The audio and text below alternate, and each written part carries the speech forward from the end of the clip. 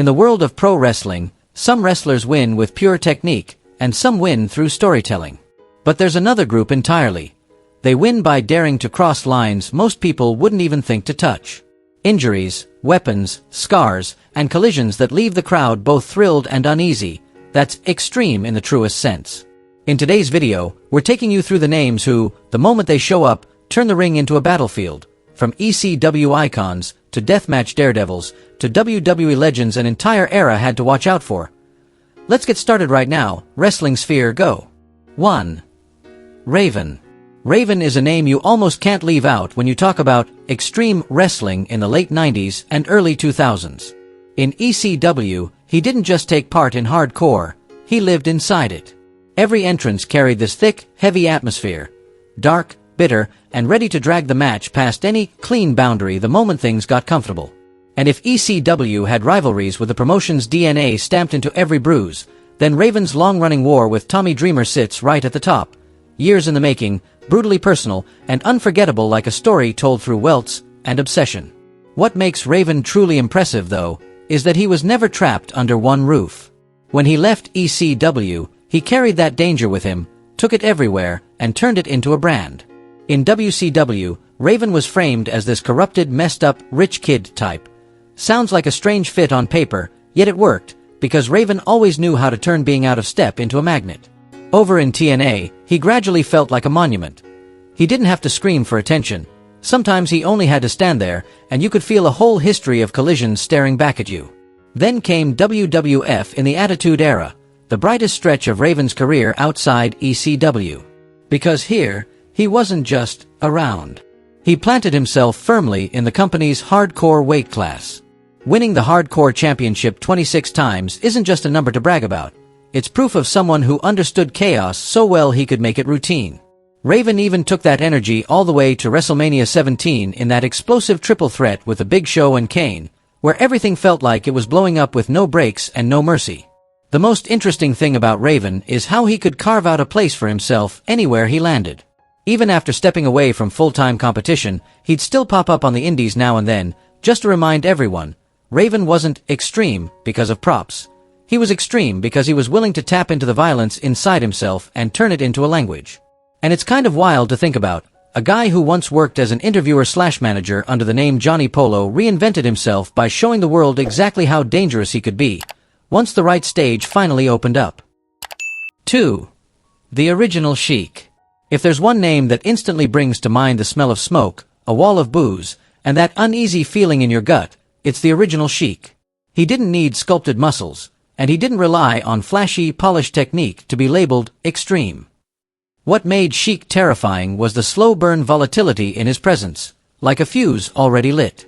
The moment he stepped out, fans were ready to hurl anything they could toward the ring, because they genuinely believed this wasn't a man here to perform. He was here to start a fight. Sheik was the textbook foreign heel, but he pushed that formula right up to the danger line. He didn't just provoke with a glare, a swagger, or that chin-up, I dare all of you posture. He provoked with actions, bizarre objects, filthy shortcuts, and moments that made people wonder, is this even allowed? In an era when wrestling thrived on the illusion of reality, Sheik turned every match into a scripted street brawl, one where the rules were basically just a sign hanging on the wall for decoration. The key is, Sheik's brand of extremity wasn't mindless. He understood crowd rhythm. He knew exactly when to tighten the tension another notch, and when to let everything erupt so the building lost its mind. Every cheap shot, every ugly scramble, every choke with something that never should have been in a ring was used like a line of dialogue. The goal wasn't simply winning or losing, it was making the audience leap out of their seats with the feeling they just witnessed an accident, perfectly staged. And that's Sheik's legacy. He proved hardcore isn't just weapons and blood. Hardcore is psychology, turning the ring into a place where people feel fear, rage, and fascination, all at once, and still can't look away. The generations that followed learned from him how to make fans believe everything could slip out of control, at any second. 3. Mick Foley. If you ask most wrestling fans which name pops into their head first when you say, hardcore, Mick Foley is almost a reflex answer. Not because he always walked out swinging weapons, or because he lived to turn everything into chaos. It's because at wrestling's hottest point, Right around that turn of the millennium explosion, Foley became the guy people looked to for one simple truth: just how far the limit of endurance could be pushed. The hardcore legend label didn't come from marketing hype. It came from a habit, being genuinely willing to pay the price. Look back at the road he took and you'll see Foley like a man carrying violence from territory to territory. In WCW, under the name Cactus Jack, he and Vader crashed into each other like two runaway trains. Matches where the idea of safe got tossed out the moment the bell rang. Then came ECW, still Cactus Jack, but with the air even more scorched, a place where extremity wasn't just allowed, it was demanded. In those years, when Foley walked out, the crowd already knew they were about to see something so reckless it would become unforgettable. And then there was Japan, where in 1995 he won the IWA King of the Deathmatch title, a milestone that worked like a passport, putting Foley on the world map. The irony is, even after all that madness elsewhere, the most infamous chapters of the Foley myth detonated after he entered the WWF and stepped into the broken mind of mankind. King of the Ring 1998. Hell in a Cell with The Undertaker. That wasn't just a match, it was a freefall into history. One launch off the top of the steel. One plunge through the roof. And the part that still sends a chill down people's spine is this: after those falls, Foley still tried to drag himself upright and keep going for minutes more, like he was determined to prove pain could be bent if your will was stubborn enough. Even so, plenty of fans will tell you the moment that haunted them most came at Royal Rumble 1999 against The Rock. Chair shots raining down, blunt and merciless enough that even an Attitude-era crowd, hungry for carnage, paused for a second. Not long after, Mrs. Foley's baby boy chose to step back from that kind of brutality. From that point on, that level of punishment stopped feeling like something that could exist long-term on a WWF ring. 4. Sabu. If Mick Foley made you believe the human body could endure almost anything, Sabu made you wonder why someone would throw himself into disaster like it was a plan. There was something strange about Sabu. Quiet, minimal, almost no performance to explain himself.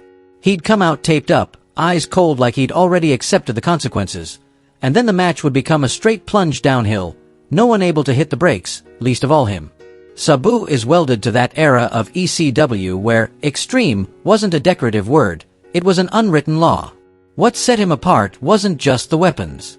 Plenty of wrestlers can swing a chair, stack tables, turn the ring into a battlefield. But Sabu turned speed and impact angles into weapons all by themselves. He didn't fight in a way that was hurts enough to win. He fought in a way that was crazy enough to be remembered. A chair wasn't only something to smash with, it was a launch pad for a jump, an obstacle for a dive, a trap where his opponent's body and his own could explode in the same instant. Some people step into hardcore to look dangerous. Sabu stepped into hardcore like it was his native language. He did things others only thought about, diving with unbelievable trajectories, hurling himself into wood and steel like a stray bullet, then popping up with a kind of "I'm fine" energy that made the crowd scared and thrilled at the same time. And the truth is, the misfires, the ugly landings, the mistimed impacts, the skin split open, only made him feel more extreme, because it was real. It was raw. It wasn't polished. There was another kind of extremity to Sabu, too. He didn't need long speeches or complicated mind games. His silence felt like a promise, that when the bell rang, everything would leave the safe zone behind, and if someone had to pay, he was willing to pay first. That's why Sabu wasn't just a hardcore wrestler. He was the kind of guy that makes hardcore look back and nod, "Yeah, this one belongs here." 5. The Sandman. The Sandman carries himself like a guy who just clocked out after a long-haul drive, swings by a bar, downs a few beers, then ends up in a fight because someone looked at him the wrong way. And somehow, that everyday, rough-edged vibe turned him into a hardcore master. Because when you watch the Sandman brawl in Philadelphia, it stops feeling like wrestling sometimes. It feels like a real street fight, where instinct steamrolls anything that resembles a script. That's why him becoming a cult hero to Philly's die-hard crowd was almost inevitable. They loved a man who walked into the ring the way he'd walk onto a sidewalk. No polish, no extra talk, just stubborn enough to stay standing in the middle of chaos. That bond also helped the Sandman hit the top in ECW more than once. He even captured the world title 5 times. But if we're being honest, people don't talk about him today because of those reigns. They remember him for the violent moments he helped create, The memories that made ECW feel like a place where any limit could get ripped apart at any second. Take the infamous story that caused a storm. One time, the Sandman was believed to have been blinded by a man we're about to talk about next, to the point that he supposedly had to fake retirement. Whether it's fully true or not, the rumor still fits the weather around his name. For the Sandman, insanity wasn't the exception, it was the normal temperature. And if you need one symbol that sums him up, it's the entrance. James Fullington walks out to enter Sandman, beer in hand, chugging like it's just another night. Which means by the time the bell rings, there's a good chance he's already got a little buzz going. But instead of taking anything away, it made him feel even more real, a guy who doesn't mind getting dirty, doesn't flinch at pain, and never cared about looking pretty in the ring. The Sandman belongs on this list because he isn't just an ECW hardcore legend. He's street-level extreme in human form, chaotic, instinct-driven, and always giving the crowd that feeling that if you blink, everything might spin out of control. 6. Tommy Dreamer. People used to whisper that he blinded the Sandman. People also called him the guy who gave birth to violence. Tommy Dreamer sounds like a name built for a world of screaming crowds, metallic air, and fights with no exit. But what makes Dreamer special is this. He didn't walk into ECW as a monster from day one. He had to smash his old image, get back up, and earn respect the hardest way ECW knew how. Early on, ECW fans looked at Dreamer with half suspicion, half dismissal for one simple reason. He was too good-looking. In a place that worshipped roughness, that kind of face made people doubt he could take punishment, swallow pain, and eat humiliation like the ones they considered real hardcore. Then in 1994, his feud with the Sandman dragged him into the test that defined him, a Singapore cane match. The rule was simple and cruel. Whoever loses has to stand there and take 10 cane shots straight across the back. No acting. No shortcut. No softening it. Every strike leaves a real mark. Dreamer lost. And he took all 10. That moment flipped him from the pretty boy they don't buy into someone the crowd respected. They realized he had what they demanded, the stubborn courage to pay the price right in front of them. From there, he slowly became the emotional face of ECW, the guy fans naturally rallied behind whenever the building exploded into a brawl, whether he was chasing the ECW world title, diving into torn-up street fights, or protecting Beulah McGillicuddy like she was the last piece of humanity he had left. And then there was Raven. That long war wasn't just a feud, it was the backbone of ECW in the mid-90s, relentless, poisonous, and always feeling like Dreamer was chasing a debt that refused to close. So on Raven's final night with the company in 1997, when Dreamer finally overcame his biggest rival, it hit like a release valve for everyone. The crowd exhaled, because the story got paid back in the only language ECW truly understood. ECW collapsed in early 2001, and Dreamer kept moving. In WWE, he wasn't the same symbol he was in Philly, but he still carved out a place in the hardcore division, living where his brawling style made the most sense. After that came TNA, and later he built House of Hardcore as a way to keep that punk rock flame alive. Dreamer doesn't need to be the biggest anywhere anymore. He just has to show up, and you remember how real extreme wrestling used to feel. 7. Abdullah the Butcher. If you had to pick one hardcore image that made North American rings feel like they could crack apart from sheer fear, Abdullah the Butcher is almost the instinctive answer. In the modern era, it's incredibly hard to recreate that kind of atmosphere. But back in the territory days, when crowds still lived in the hazy space between real and staged, he walked out like a living nightmare, and people packed the building not so much to cheer, but to witness what kind of accident might happen next. His reputation wasn't built on flashy technique or long-winded promos. It came from a feral presence that made any arena feel suddenly dangerous the moment he arrived. You could see it in the crowd, curious, uneasy, sitting tight to the barricade like they were hypnotized, yet ready to flinch backward the second the Butcher drifted too close. In that instant, it didn't feel like watching a show anymore. It felt like being near someone who could snap at any time. That fear hit even harder because Abdullah the Butcher protected kayfabe like his life depended on it. He didn't walk out as a man playing a role. He walked out like that creature was simply who he was. When he locked up with opponents like Big Cat Ernie Ladd, the Sheik, or Jumbo Tsuruta, what fans absorbed wasn't just offense. It was a kind of cold, skin-crawling punishment. Rough, tight, and seeming like it didn't need anyone's permission. Today, with the curtain pulled back so often, that sensation is almost extinct. But the Butcher's most haunting symbol was almost absurd in its simplicity: the fork. A signature he used to spark panic and turn a match into something you couldn't look away from. And he never pretended the game was painless. His forehead carried scars so deep that Mick Foley once joked you could stand a coin upright in them. Abdullah the Butcher wasn't just extreme. He was the raw, original fear wrestling used to manufacture, so real that people weren't sure whether they should roar or step aside. 8. Jun Kasai. At a glance, Jun Kasai can look like a friendly guy, the kind who smiles gently and bows with polite manners. But if you focus for even one extra beat, that first impression cracks instantly. Those ghost white eyes that look like something's been drained out of him, the few teeth he has left, and the tangled web of scars across his body. Suddenly even hardcore icons like Sabu or Hayabusa can seem a notch softer by comparison. And to complete the picture, Kasai will show up with a knife in his hand like it's just another everyday tool, not a warning sign. The nickname, Crazy Monkey, isn't there for decoration. Kasai is the type you can never fully predict. One second he's pulling something bizarre like a man teasing fate for fun, the next he's screaming like an animal backed into a corner. Sometimes he'll even go as far as hurling the most disgusting thing imaginable from his own body at an opponent, just to turn the match into total humiliation. A familiar face in Big Japan Pro Wrestling and Combat Zone Wrestling, Kasai's matches are truly not for the faint of heart. Razor blades, fluorescent light tubes, barbed wire, even cactus, when they're in his hands, they stop being props and start feeling like a vocabulary. There was a moment where a crash with a light tube split him so deep you could see the bone in his arm. One of those scenes that makes the crowd recoil, yet somehow they still can't look away. And the scariest part is this: Kasai isn't only about violence.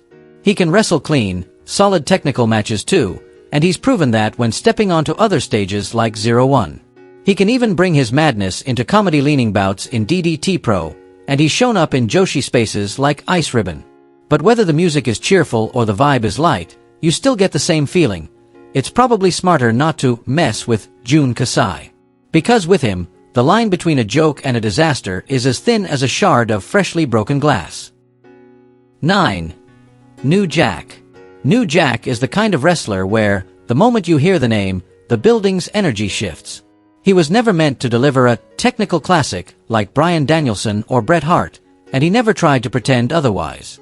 What New Jack brought was chaos, raw, sharp, and constantly on the verge of spilling over the guardrails. Because around him, there was this very real feeling that anything could happen. That reputation stuck to him through the most infamous incidents tied to his name. The mass transit situation in 1996, where things crossed a line and an untrained young guy was genuinely hurt. Then the haunting fall involving Vic Grimes off the scaffold at an XPW show in 2002. Some of wrestling's most controversial moments are directly linked to New Jack, and that's exactly why, as time went on, he became harder and harder to bring in for places that needed everything to stay safe. Even so, Paul Heyman used him whenever he could, because New Jack carried a danger aura that pulled crowds in. But once certain states barred him from performing after the mass transit fallout, those opportunities tightened. Ironically, that made every New Jack appearance feel even more like an event. He'd roll out with a shopping cart loaded with weapons, dive straight into a brawl from the opening second, while Ice Cube's natural-born killers blasted like a siren. With New Jack, the climax wasn't something you built toward, it was the starting line. But that same volatility is why Heyman would never put the world title on him. And when ECW folded in 2001, there was no chance WWF was going to get anywhere near a guy like the one from North Carolina. From the 2000s on, Jerome Young settled into the role of an indie legend, showing up now and then for local promotions, collecting a payday, and moving on. He had a few brief tries in TNA, but it was never a long-term run. Even when WWE later leaned into ECW nostalgia, they still never brought New Jack in before his death in 2021. They understood exactly what that name came with, what kind of risk it becomes the second someone hands him a steel chair or gives him a scaffold to climb. 10. Terry Funk. Terry Funk is one of those names where, just hearing it, you instantly understand why people call him an all-time great. Some legends are remembered for one era. Funk feels like a greatest hits album of the entire craft. Technique, storytelling, violence, dark humor, and that stubborn toughness that made him fit anywhere, in any decade. A lot of fans today think of him primarily as a hardcore legend, almost like a founding father of crash and burn wrestling. But the truth is, Funk didn't start in violence. He came up through pure skill. Back when he was running the territories alongside his brother Dory Funk Jr., Terry was known as a master of mat work, tight holds, smooth transitions, and an ability to make an opponent look more real just through pacing, breathing, and positioning. He was so good he reached the top of the NWA, becoming NWA World Champion in 1975 by beating Jack Briscoe and stepping into the elite tier.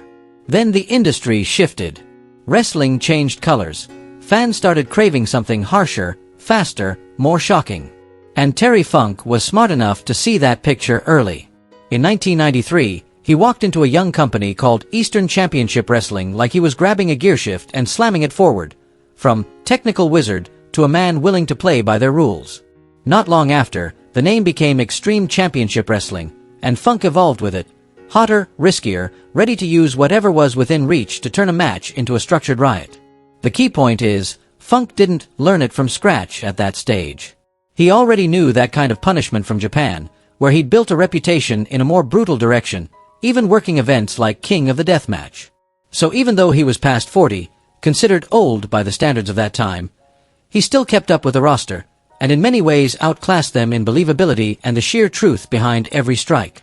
The result, Terry Funk became a two-time ECW World Champion, a stamp of approval that he wasn't just passing through, he was shaping the game.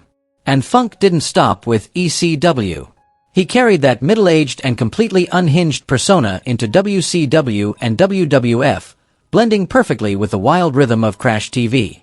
He was so strong and hardcore that sometimes it felt like he was even more dangerous than he'd been as a pure technician. But that's Terry Funk. So versatile it's almost absurd. And that versatility kept him around long enough to even make a short appearance in TNA, like a reminder that some people never truly leave the business. They just find new ways to exist inside it. 11. Hardcore Holly. If there's a kind of extreme that doesn't need barbed wire or flames, Hardcore Holly is exactly that. Bob Holly never walked out with a monster aura, and he didn't rely on a mask to scare you either. What made people uneasy was something far simpler. He worked like every moment had a price. No flash. No apologies. No, taking it easy for the camera. To Holly, the ring felt like a machine shop. Step inside, and you're going to hear metal collide. Back when he was Spark Plug, he already carried the look of a hard-nosed worker who could take punishment and keep coming. But once the hardcore name stuck, it clicked with his instincts like it belonged there all along.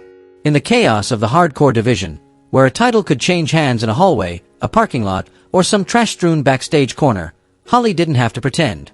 He fit that world like someone who'd spent years grinding through noise. A chair, a trash can lid, a road sign. In most hands, those are props. In Holly's, they're evidence. Every slam, every shot to the floor feels like it's going to hurt for real, because he never tried to hide the rough edges. But what truly made Holly intimidating was how he brought hardcore, even when there weren't any weapons around. His forearms hit like a plank of wood, tight, heavy, and cold in close quarters. He wasn't the type to tell a story with facial expressions. He told it with force. The person across from him understood immediately. Drift for half a beat, and you'll pay for it with a bruise you'll remember all week. That razor-thin line is what made the crowd believe this wasn't just performance. Some falls snap careers in half. Holly lived through a brutal neck injury, the kind of accident that makes your spine tingle just hearing about it. For a lot of people, that's the end of the road. For Holly, it became another chapter in stubborn survival. He came back, still rigid, still straight ahead, still carrying that mindset of, if you step in here, do the job the right way. So in this list, who gave you the biggest chills? Drop your pick in the comments. And don't forget to like, subscribe to Wrestling Sphere, and hit the notification bell so you won't miss our next backstage deep dives and can't miss countdowns.